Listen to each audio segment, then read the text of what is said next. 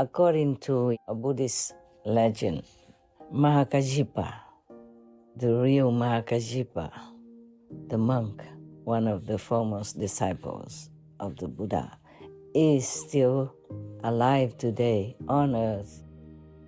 I want to tell you about Mahākāshipa so that you know how great he is, even as a human, as a person, not to talk about a saint. He really is a saint. Just like the Buddha, he was a prince, but he renounced everything just to look for enlightenment, to attain Buddhahood. Mahākāshipa was even married to a beautiful woman, the most beautiful woman that anyone could see at that time. In the evening, the girl was crying, after the wedding night, she was crying. And then Mahākāshipa asked her what's the reason. So they decided that they would stay together, no problem, and help each other to find the master somehow. I want to thank you with Mahākāshipa for being so kind to me. Thank you for the relics of the Buddha. If people have an open mind and they are really sincere in their heart, then they will meet the master. Do not look at the appearance of the master. Look into his soul. Look to his experience of the spiritual way. Look to see if he can bless you. Look to see if he can lead you home. Please continue watching to find out more.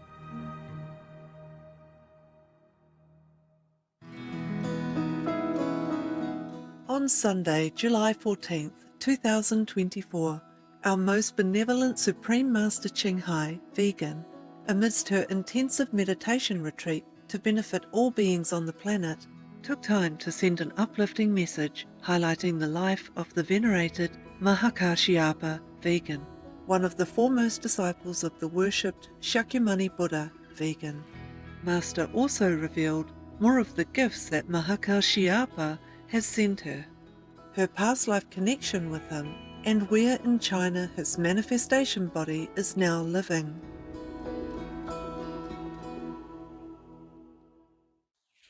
Hi there, all the beautiful souls that descended into this world to give benefits to all others, as many as you are capable, according to God's grace and God's will. I'm glad you are in this world, and I love you for that, and I thank you for that. Even if you do some little good to others, even though you think it's little, but it could mean the world to the receiver.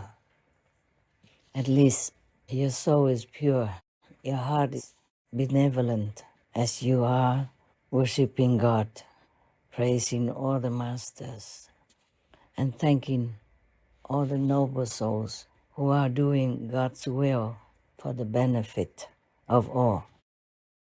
I'm glad you're here with me. Otherwise, I probably would have felt or would be still feeling very lonely on this planet, as we are kind of far away from home. Though it's not far, but because of physical space, it makes us feel that it's far. But as long as we meditate inside, we can always contact home or make a brief visit to some nearby neighborhood of our heavenly home. I want to ask you, please also help me to thank Mahākāshipa, because I don't think I thank him enough. And I want to tell you his story so that some of you who don't know who he is would feel honored to know him.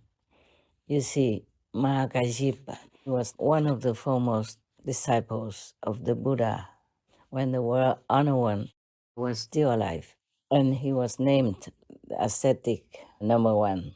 Buddha had 10 foremost disciples. And some of them had a title, like Mahakajhipa is ascetic number 1. Maudalagayana is like magical power number 1.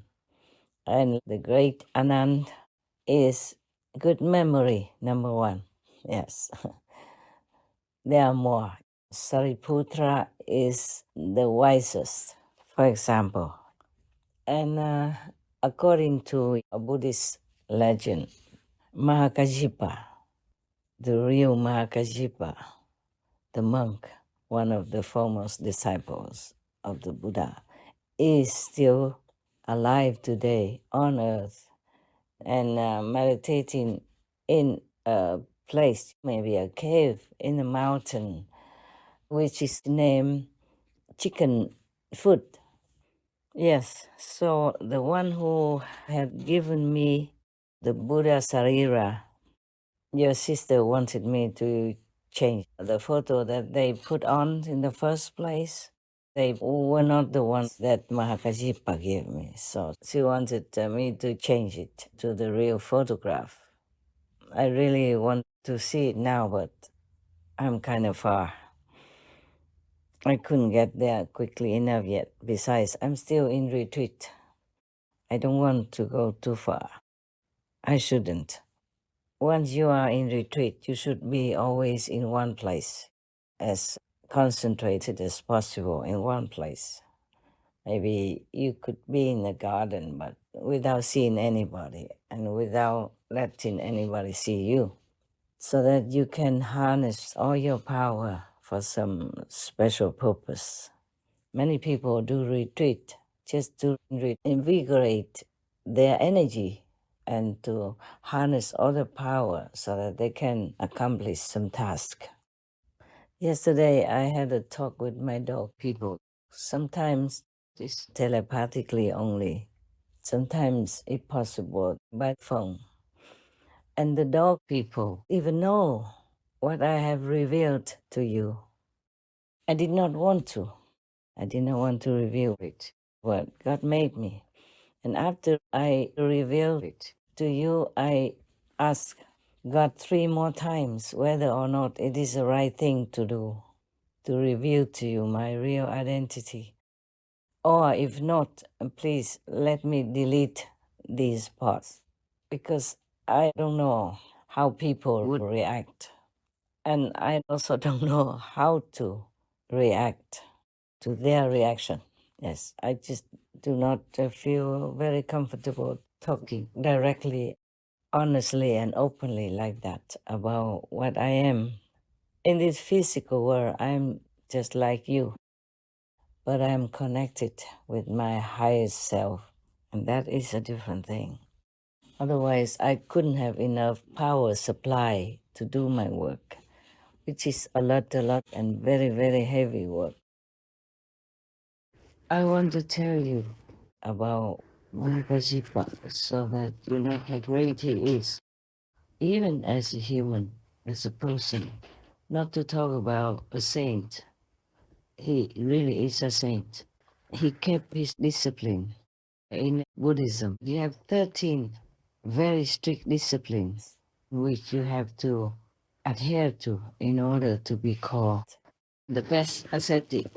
Like you cannot eat after noon, and you eat only 1 time a day. You have only 3 layers of monks' robes, and you have to collect the discarded cloth on the street, in the cemetery, or in the garbage area where people throw things away, to make your own clothes.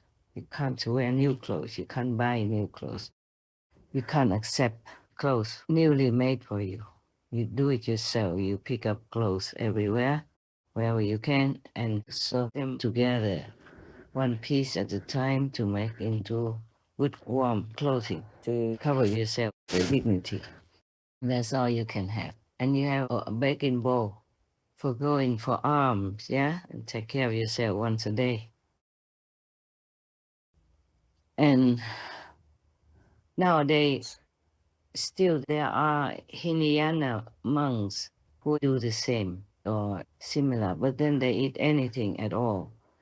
They don't restrict themselves to veganism, which is a compassionate diet. Because in the beginning, some people just came and were not used to the vegan diet. So the Buddha allowed them 3 kinds of permissible animal people meat, like those animal people from whose flesh you're eating, you don't hear their cry when they die. Or an animal person that you know it's not because of you that she is being killed. Or the animal people who die naturally or by accident or old age, somewhere in the forest or on the street. Then you can eat them. But later on, the Buddha said, you should not eat that anymore. And he emphasized that whoever eats animal people meat is not his disciple. And whoever eats meat, he is not that person's teacher as well. At that time, Arya, or sage Mahamati, or great wisdom Bodhisattva Mahasattva, said to the Buddha, Bhagavan, or world-honored one, I see that in all worlds the wandering and births and deaths, the enlaced animosities, and the falling into evil paths are all caused by meat-eating and cyclical killing. Those behaviors increase greed and anger, and make living beings unable to escape from suffering. That is truly very painful. Mahamati, having heard my words, if any of my disciples does not honestly consider that, and still eats meat, we should know that he is of the Candela, or killer's lineage. He is not my disciple, and I am not his teacher. Therefore, Mahamati, if anyone wishes to be my relative, he should not eat any meat. The Lankavatara Sutra, Tripitaka, number 671. And the Buddha was strictly vegan. Yeah, you can see some of the excerpts that I have expounded to you some years ago about how I said that Buddha was a vegan, because he named silk, down, milk, eggs, leather boots, or anything to do with animal people you should not use, because it causes suffering anyway. Bodhisattvas and pure monks walking on country paths will not even tread on living grasses, much less uproot them. How then can it be compassionate to gorge on other beings' blood and flesh? Monks who will not wear silks from the East, whether coarse or fine, who will not wear shoes or boots of leather, nor furs, nor birds down from our own country, and who will not consume milk, curds, or ghee, have truly freed themselves from the world. When they have paid their debts from previous lives, they will roam no longer through the 3 realms. Why? To wear parts of a being's body is to involve one's karma with that being, just as people have become bound to this earth by eating vegetables and grains. I can affirm that a person who neither eats the flesh of other beings, nor wears any part of the bodies of other beings, nor even thinks of eating or wearing these things, is a person who will gain liberation. What I have said is what Buddhas teach. Mara, the evil one, teaches otherwise. The Surangama Sutra. Even if that animal person is not killed because of you, if you eat it, then people will have to kill another animal person to sell to other people who want to buy, because you have eaten that portion of animal people. So there's one person missing, one chicken person missing. So if somebody wants to buy, they have to kill another chicken person to sell to you, or to them. The Buddha taught compassion in all of the scriptures that he preached during his lifetime, which was many decades. So if a monk is supposed to follow the Buddha, he should adhere to compassion. That is normal. You do what your teachers do. Besides, it is, should not do things. You should not kill others to sustain your life. Just like you wouldn't want to be killed to sustain other beings' life. You wouldn't be willing to be killed so that a tiger can be filled, huh? No. So similarly, a chicken, a cow, a pig, a goat person would not want to be killed to sustain your life, to fill your stomach. If a monk is wearing, monk's robe, which is very dignified and represents liberation, represents compassion, and just sit there, munching, biting, gnawing, jumping a chicken person's leg, then I would feel very put off. I saw it before in some Hinayana Buddhist country, and it was really a sight that I would not want to see again. At that time, I was still, married, a householder. And then my husband and I traveled in many Asian Buddhist countries. He took me to those countries for vacation because he knew I was a devout Buddhist. In my house, we had an altar, flowers and fruit for the Buddhas. And he even planted flowers and, cut some for me to put on the altar for the Buddha. When he saw some flowers withered, he changed. And he planted some flowers in the outside garden for that purpose. And now, some people argue that the Buddha had advised that the Buddhist followers could eat 3 types of animal people, meat that I have mentioned above. But later, the Buddha didn't allow it anymore because the disciples had grown up. They should be used to the vegan diet, which is better, compassionate, and it's befitting a benevolent person, such as a monk.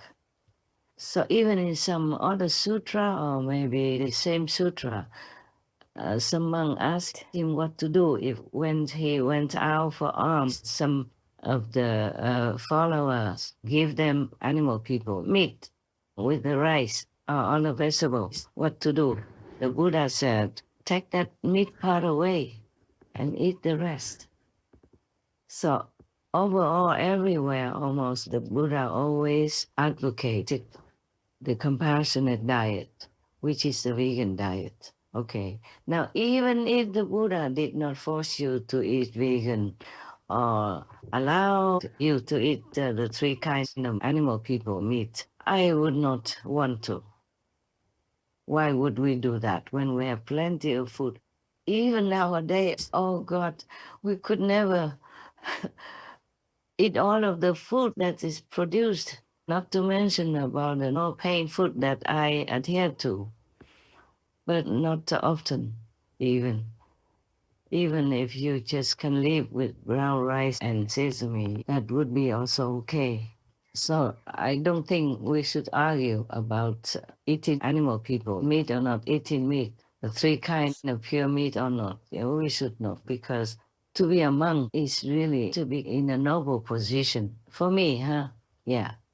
And the example that you make by the way you live your life is enormous to the faithful. They copy you. They learn from you because they respect you.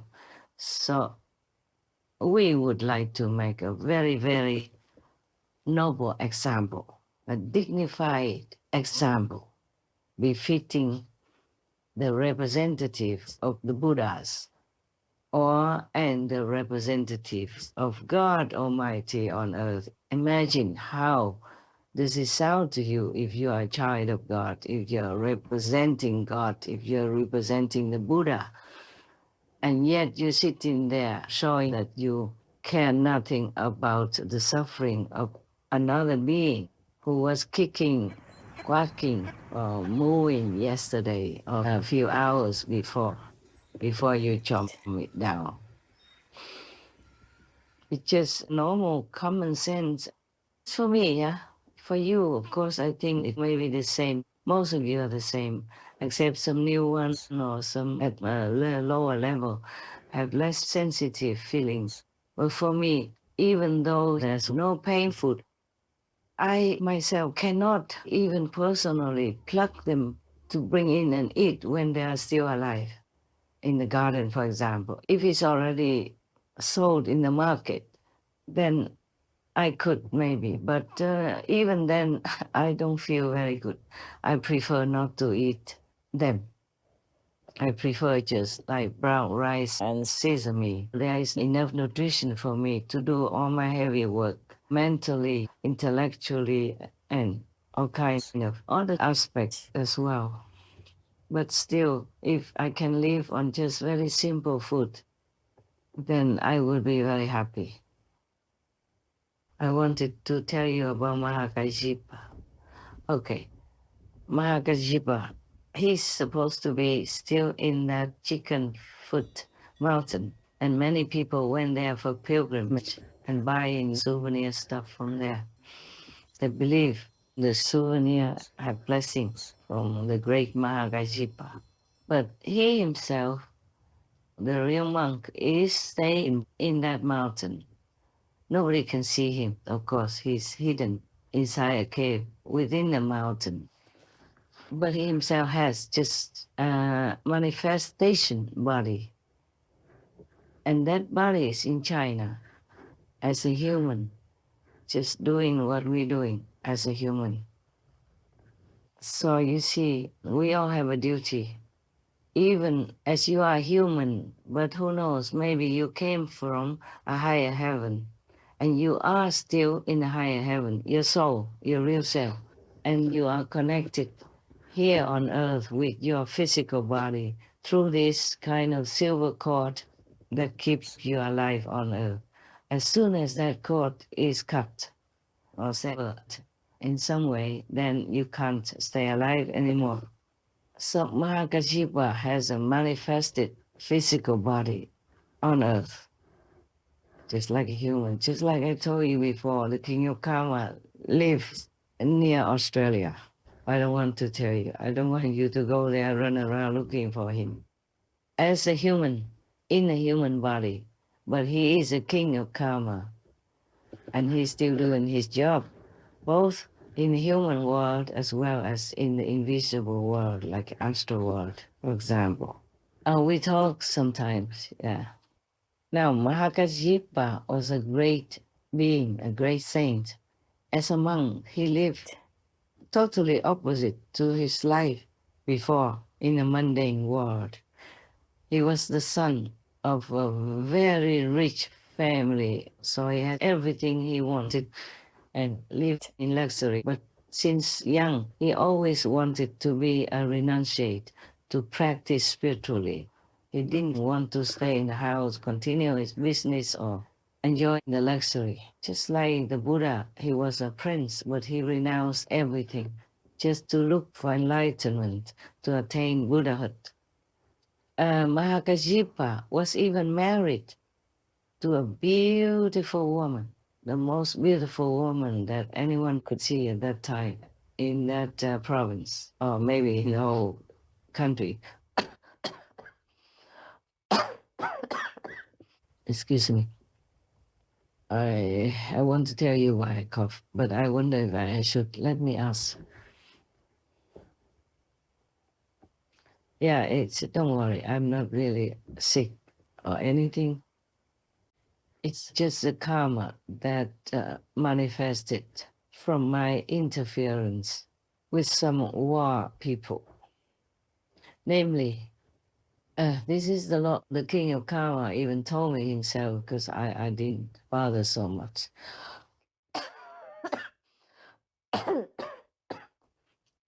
Sometimes the information just came to me voluntarily, naturally, without me searching for it.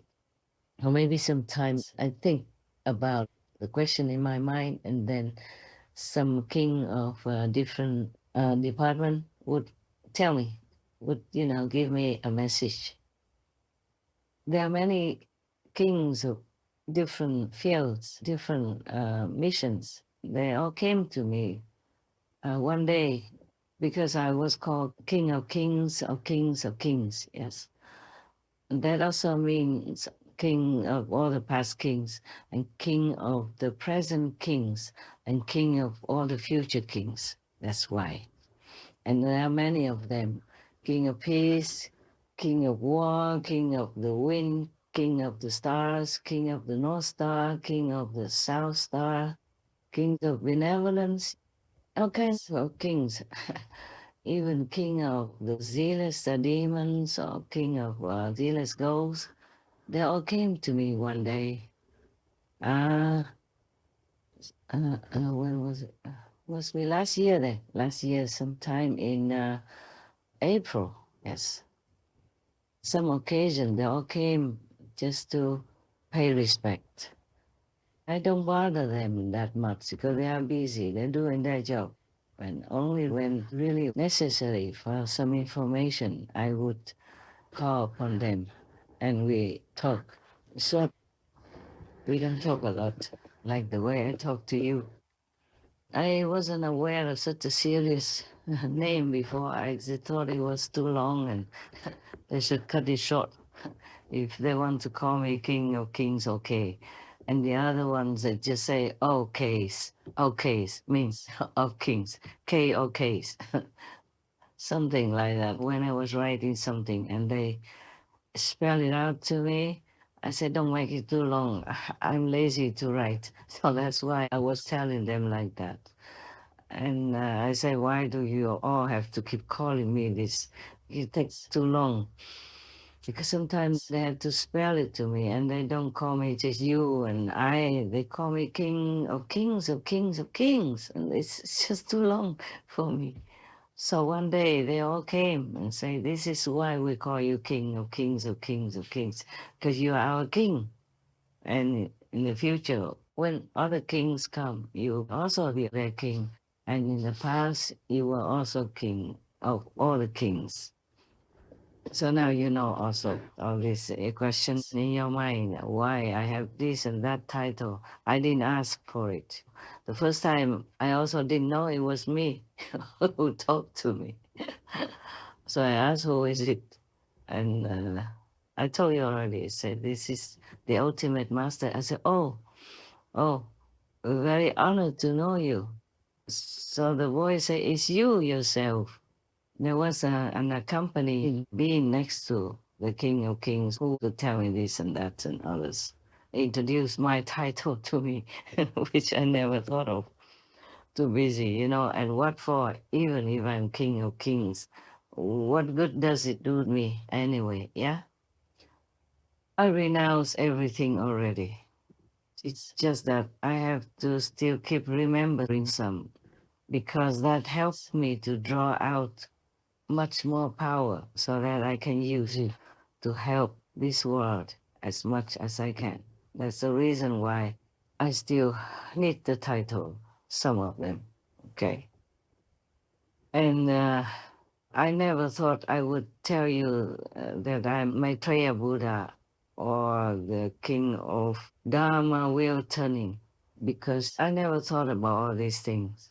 I'm too busy working every day. Just like if you're graduated or if you're a doctor, you can't keep thinking, oh, I'm a doctor, how wonderful, how great. No, you're just taking care of your patients. That's all. It's only the patients that keep reminding you that you're a doctor. People who you are dealing with remind you that you're a doctor because they call you doctor this, doctor that. Yes, they even call your wife Madam Doctor, even if she doesn't have any doctor degree, because she is the wife of a doctor. Yeah. In German, they call a doctor's wife also Mrs. Doctor. Yeah. Frau Doctor. So it's nice. See, if you're a woman uh, and you want to be called doctor, just marry one. Very convenient. You don't have to study many, many years and working so hard for your doctor degree. What else do I want to tell you? I keep telling things and it jumps from one thing to another.摩訶迦葉never wanted to marry, but his parents wanted him to marry, of course, because he's a son, and he will inherit all their business, their properties, and he will have children for them and all that. So they really kept pressuring him to marry, but he said he doesn't want to. And they keep pressuring him. So one day, he asked a very famous, very good sculptor, who makes statues, to make a statue as the most beautiful woman you can ever imagine for him. And he brought it home. He said, parents, if you want me to marry, this is the kind of girl with virtues, with the heart who wants to also devote to spiritual practice. Then I will marry her. Oh, that was difficult for the parents to find such a beautiful girl. They didn't even know where. And then he said, okay, then let him leave home to beg for alms everywhere in the world, anywhere in the country at least, to find that woman for them. So the parents, because of the prospect that he is going to marry, let him go. So even then he was very young, but he already had this kind of monk mentality, monk spirit, monk's heart. So he went out, left the family behind, taking nothing, and with a begging bowl, went for alms and walked from one place to another, making that excuse just to find a spiritual teacher worthy to teach him. He was very intelligent as well. He knew many things, he learned everything, and he was perfect in many ways. So many teachers also could not continue to teach him anymore. But as fate would have it, the parents somehow had a friend who found this beautiful girl who looked exactly like the statue that he had made, even though he never met her before. So he had to marry. And the girl that the parents wanted him to marry also had a similar spirit like him. Didn't want to marry, just wanted to find a master and practice spiritually. So somehow she was very sad to have to be forced to marry because her parents were so eager to marry her off because his family was very, very rich and he was also good looking, educated, virtuous, gentle, sweet and all that. So she could not, argue with the parents. In the old times, whatever your parents said to you, you just had to obey. Especially in the matter of marriage, they picked your partner for you. They picked your husband, your wife for you, and you couldn't say no. Yes. But mostly they would consult their astrology, the expert to see if both of them have a compatible spirit, like almost the same things, and have similar family heritage, our richness. Otherwise, there might be conflict. And they ask the astrologers whether or not the children are compatible, whether or not they will be okay. Many other things they ask to make sure before they marry their children to each other. If that family has money and all that, otherwise, if it's just a poor family, they just do it. Mostly, maybe they couldn't care too much, they couldn't afford too much. Now, both of them married, but they didn't know each other before, of course. And摩訶迦葉doesn't want to do anything with the wife. So in the evening, the girl was crying, after the wedding night, she was crying. And then摩訶迦葉asked her what's the reason. At first she didn't want to say because she couldn't believe that she had such a good husband like Mahakashipa. But finally, after asking many times, she told him that she doesn't want to have any physical contact with any man. She doesn't want to be married. It's just because her parents forced her into this marriage, and now she's going to be ruined and doomed, being a wife. So, he was so happy to hear her say that. She just wanted to practice spiritually, wanted to find a real master. She didn't want any kind of mundane, physical, thing at all. And then he told her also his ideal. So they talked to each other, exchanged ideas. They both were very, very happy. So they decided that they would stay together, no problem, and help each other to find the master somehow. Whoever finds first will tell the other, yes, by chance or by any news or any other person's recommendation. So they didn't sleep with each other, yeah? They had 2 beds, slept in 2 separate quarters. And until their parents found out, they didn't like that. So then they had only 1 bed. They were forced to sleep in 1 bed together. But then they had the solution, like one slept and the other walked around or sat in meditation in the other corner, on the floor. And they took turns to do that. Therefore, they never had to sleep together, touching each other in bed. That's the kind of marriage they had. After they married, one day, the wife was eager to maybe like run away or something to find a master to practice, to be liberated, to be enlightened. But Mahakashipa told her, just wait a little longer, We can't just leave the parents like this. And he was very filial as well, and a good son. So after some years, the parents died. And then the son, Mahakashipa, sold all the properties and shared it with the servants who have been working in his house in his parents' time since he was young, and also gave it to the poor people in the vicinity. And then both of them just went on their way, just left a little bit, enough for survival. Mahakashipa said to the wife, the road is long and rough outside, so you stay here, wait for me. If I find a master, I will come back for you. So Mahakashipa kept going everywhere, and he found many so-called masters, but he didn't feel like they were worthy enough for him. And then one day he met Sakyamuni Buddha, and just after some conversation, he knew this was the one. He was so eager to be his disciple. He knelt down on the floor and begged for it. And so he became the Buddha's disciple, yes, a monk. And then he was so happy, studied with him, went out begging and then studied and meditated. Everything was so good and peaceful. That's just the way he wanted. And he became an arhat in no time. But because before that, he had even been going out baking and eating only once a day already. So when he followed the Buddha, he continued the same. And Buddha praised him.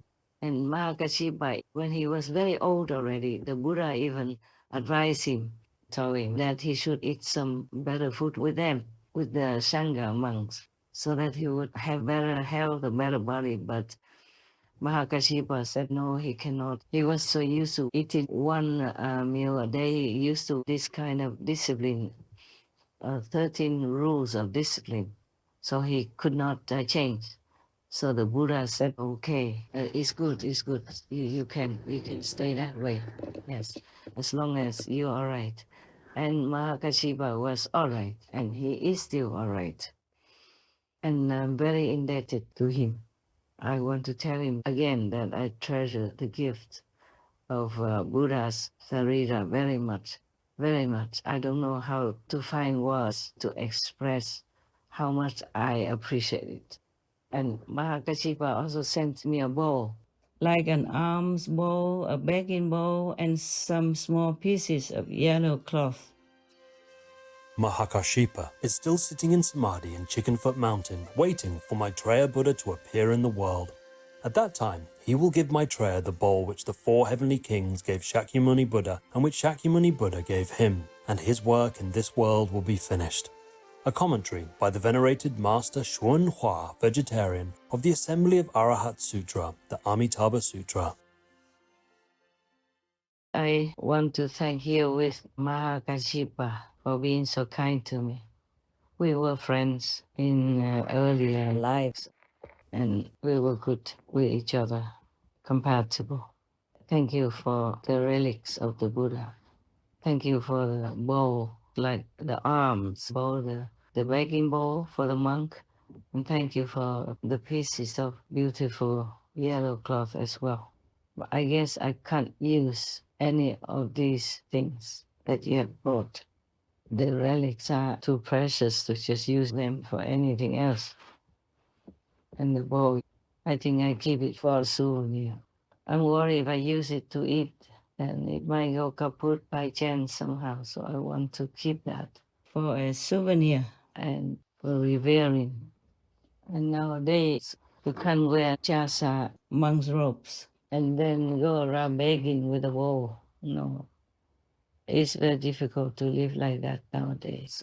Unless you are in some very devout Buddhist country, India, Sri Lanka, Iraq, or Burma, etc. Over there, they understand Buddhism, and they know if you want food. But in our time, Mahakashipa should understand, the Buddha also understands that it's very difficult to go out begging, especially for a woman. And I'm not that young anymore. So I just eat like 1 meal a day in the house, and I have to do so much work, homework, inside, outside. So if I keep going out and baking and coming back, I don't think it'd be convenient for me. Even though I would love that free life so very, very, very much. Now, Mahakashipa, he was already an ascetic, so spiritual, he learned some with other masters before the Buddha. So how come he still had to find the Buddha in order to realize his holy position as an arhat in a short time? Why did he have to do that? Huh? Why?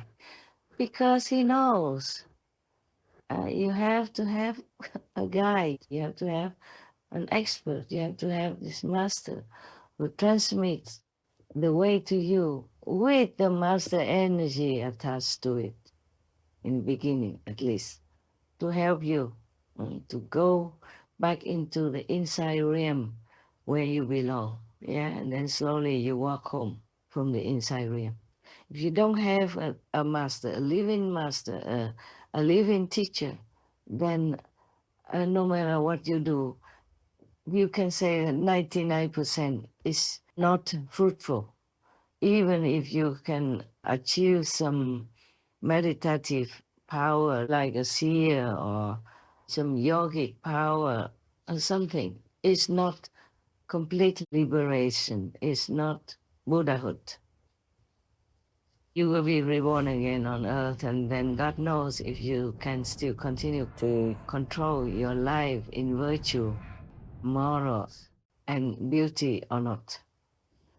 Without a real transmission of inner power to you, to open your own power, it's a very slim chance that you could enlighten yourself and reach liberation, or if learning some other method that is not suitable, that is not the ultimate.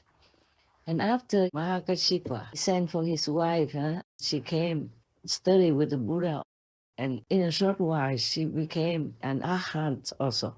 It means saint already. During the Buddha's time, sometimes the Buddha just talked to somebody, they came and talked to him, and the Buddha explained to him, expounded to him the truth, and then that person became enlightened and attained some level after meeting and talking to the Buddha. It's not because of the Buddha's talk or voice. It's because of the power emanating from it. And also that the Buddha will teach that person a method to practice.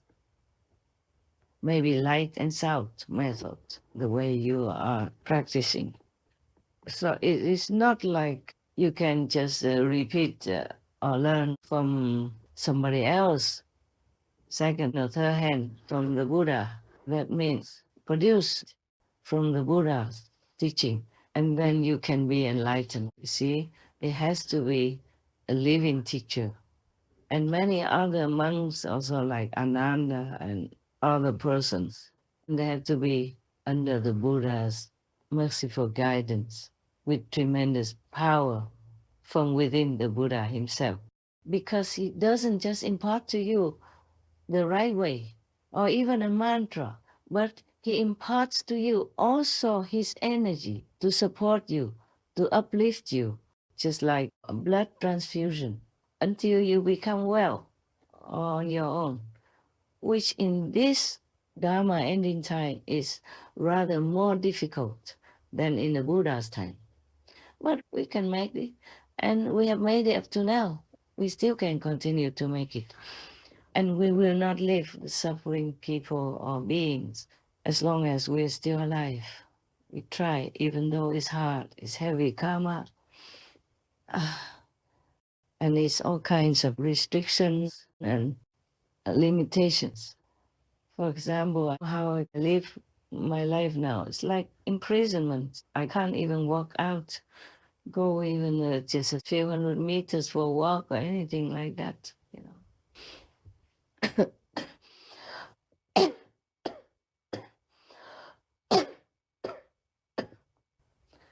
Even if I want to take some photographs, I have to see that maybe that place is empty, the garden has nobody looking, or take just some steps away from the door. You know, when it's a quiet time and the whole area is empty. Yes. And then when I come back, I have to pay for it, you know, spiritually. I have to make it up more, meditate much longer. But then it's quite busy sometimes.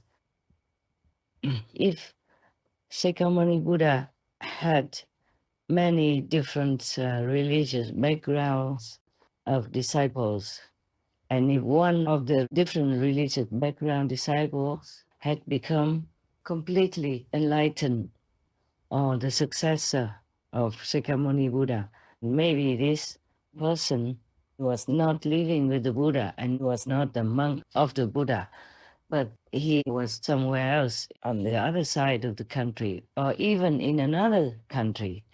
Then, according to his master and the Buddha's order, he would either give initiation in his hometown or anywhere else and keep the appearance of his own religious background.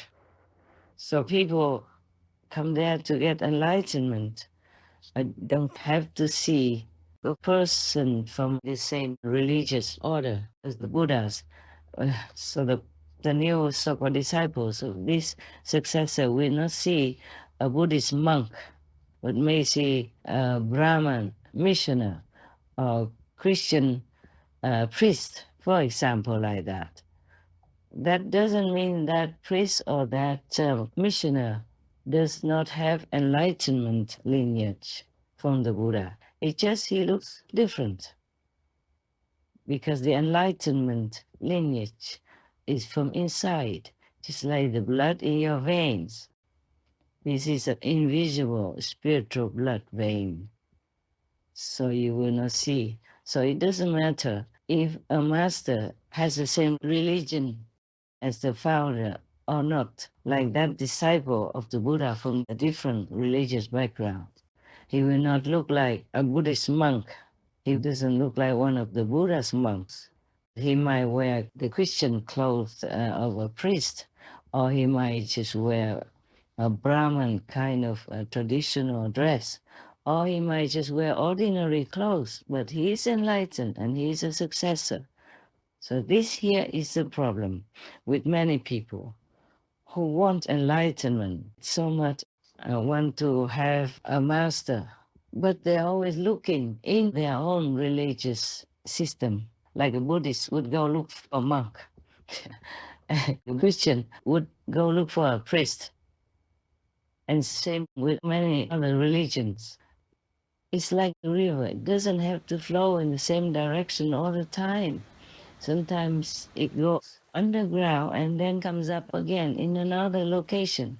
And you might think that is a different river, but it is the continuation of the original river high above from some mountain somewhere. So if people have an open mind and they are really sincere in their heart, then they will meet their master. Do not look at the appearance of the master. Look into his soul. Look to his experience of the spiritual way. Look to see if he can bless you. Look to see if he can lead you home, give you enlightenment. Enlightenment means light, and light the light, you see?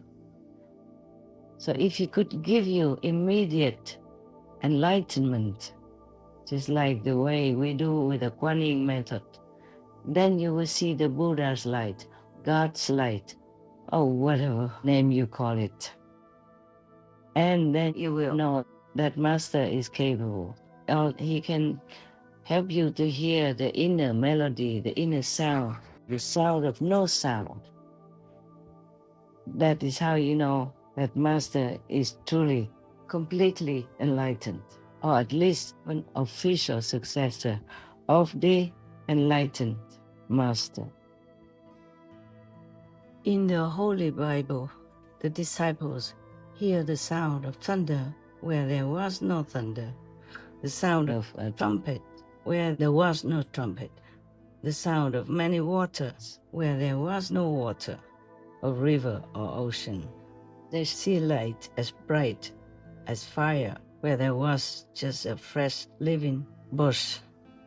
In the Buddhist Diamond Sutra, Buddha said, "Do not look for appearance or sound from the outer world, because one cannot see the Buddha there." The Kuan Yin method gives you immediate inner experiences of the inner world, of inner light without light, of inner sound without sound. It's all from God's direct inner teaching, from Buddha's direct inner teaching. That's what you must know to be liberated in one lifetime, in this lifetime. Even in the Dhamma ending time, in such a desperate, troublesome, and dangerous time as our time. So it depends on your luck, hey? Okay, but the criteria is that you have to see the light of heaven and hear the voice of heaven, the word of God, the teaching of the Buddha directly. That's the criteria. Because if you look for your own religious kind of system, the priest, monk, mullah, imam, prophet, or whatever you name it, then you might be disappointed. Because as I said, like the river, it runs elsewhere. It doesn't stay in that same place all the time. After a while, it disappears underground and then it emerges again elsewhere. So enlightenment is what you seek, not the outer appearance of someone who should impart that enlightenment to you.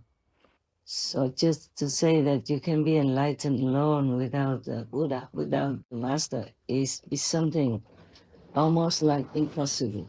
Like you polishing a brick, hoping to make it into a mirror.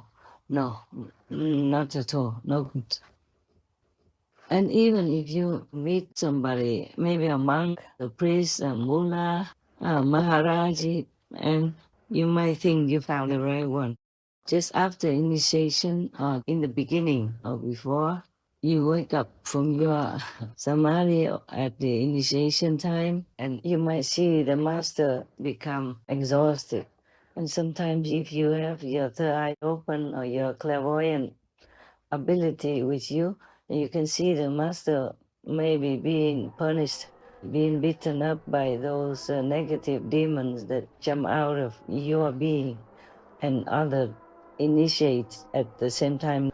And maybe the master can get very sick, either immediately or, a little while after.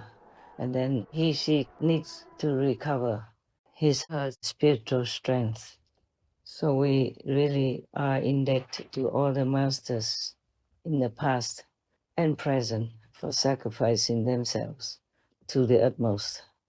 Some disciples have very heavy karma, but the master never asks what he did before, how he will repay his kindness. No, nothing. It's all unconditional. It's all love, guidance, and truly caring in God's grace. You feel the love. If truly is a real master, the moment you meet them, you will feel something that lifts you up, even if they just give you a test. Like, okay, close your eyes and recite this Buddha's name or your religious founder's name. Then you immediately will enter into samadhi. Or before, it did not even need to tell you any instruction yet. Yeah, because our master power is beyond imagination. The stronger the master, the more she can take more souls back to heaven and make the disciples more comfortable in the physical life. Until then, only the lucky ones in the world truly meet the good master. Okay, if I have any other things to tell you, I think I talk more later. It's no rush. May God bestow upon you all the best. Not necessarily money or possessions, just the best. May you be well, may you be blessed, may you be loved. Know it and feel it. Please do meditate well. Thank God, praise God. Thank the Master, praise the Master. And you will be graced with abundance, physically, emotionally, and spiritually. Amen. So long. Most merciful Master, we are ever grateful that you continually share such precious spiritual knowledge that we otherwise never would know to inspire and elevate us all. You set the absolute best example of how we should conduct our lives. Our deepest gratitude for reminding the world again and again that we must seize the very rare opportunity to gain self-realization while we still have a human body by finding an enlightened master and practicing the meditation method they impart. May God Almighty ensure everlasting serenity, calm and security for Master, as well as the very best of health and wellness. To learn about the fairies who inhabit plants and how they've shown their love and respect to Master, the reason Master eats only one meal a day, and the negative effect on Master from shouldering the karma of certain soldiers who've returned home from war, please tune in on Tuesday, July 23rd, 2024 on Between Master and Disciples for the full broadcast of this message. Also, for your reference, please check out the previous related Between Master and Disciples messages, such as the Buddha or Messiah we have been waiting for is here now, the preciousness of the human body, cause less pain and karma, plants to eat, etc. To view these and more related Between Master and Disciples messages, all free for download, please visit suprememastertv.com and search for Story摩訶迦葉.